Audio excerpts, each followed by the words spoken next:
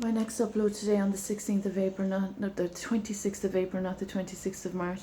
is with regard to the damages done to my living environment that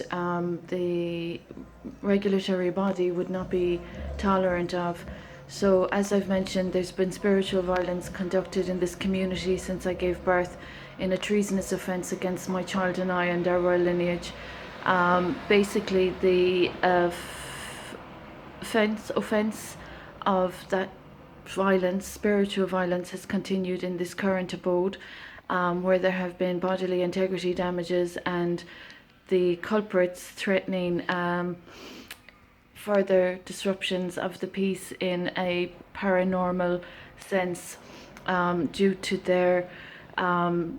disdain for peace and harmony of Maria McElligott,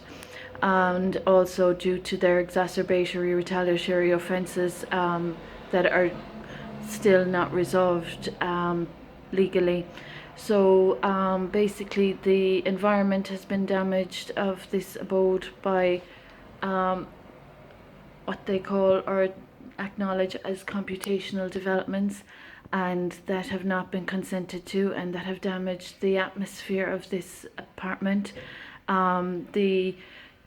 appliances of this apartment have subsequently had a little bit of negative impact from effort to clear the alterations of culprits' work and developments in this apartment that have caused discomfort for me. So in the building also there has been the bodily integrity damages that are not favourable to bodily integrity rights, that have damaged my anatomy, and that are issues to be addressed with the relevant housing agencies and authorities. In particular, the offence of hate crime that's occurring in this community, while individuals that have intruded upon my matrimony and that have trespassed upon two farm holdings in Ardfert and Kilflane of my child and I, are still issues that the relevant housing agencies are to address, the Department of Justice in particular, with regard to property theft. So I'm tolerating quite an abnormal and unusual situation with regard to individuals of hypocrisy and double standards and contradictions. They've abused many faiths, they've applied many mechanisms to perpetrate spiritual violence, as they have done so in this apartment by artificial means. They have caused this disruption in and out of and around the society of not just this building but the outside external areas as well. So this entire situation is quite deplorable, and I consider it quite insulting to the Constitution for any individuals to think they have any remit to impose